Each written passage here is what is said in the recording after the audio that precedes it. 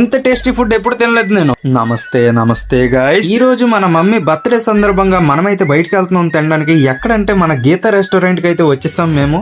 ఇంకా వెళ్ళగానే menu card అయితే నేను స్కాన్ కొట్టాను. ఎప్పుడు నాన్ వెజ్ తింటాం కదా, ఈ రోజు వెజ్ తిద్దామని చెప్పాను మమ్మీకి. మా మమ్మీ అయితే షాక్ అయిపోయింది అసలు. మన సంతోష్ గారు గట్టిగా ఆకలేసేస్తుందట, అసలు ఆగట్లేదు ఫుడ్ వచ్చే వరకు. ఐస్ క్రీమ్ నాకినట్టు ప్లేట్ నాకేస్తున్నాడు. సరే అలాగా మా నాన్న దగ్గర వెళ్దాం కలుద్దామని క్యాష్ కౌంటర్ దగ్గరికి అయితే వెళ్ళాను. మా నాన్న అయితే చాలా బిజీగా ఉన్నాడు చూడండి. సడన్ గా వీడియో తీస్తున్నానంటే షాక్ అయిపోయాడు. తర్వాత చెప్పాను అన్నకి యూట్యూబ్ వీడియో తీస్తున్నానని. అయితే ఓకే అన్నాడు. అన్న ఏ వీడియో గురించి అనుకున్నాడు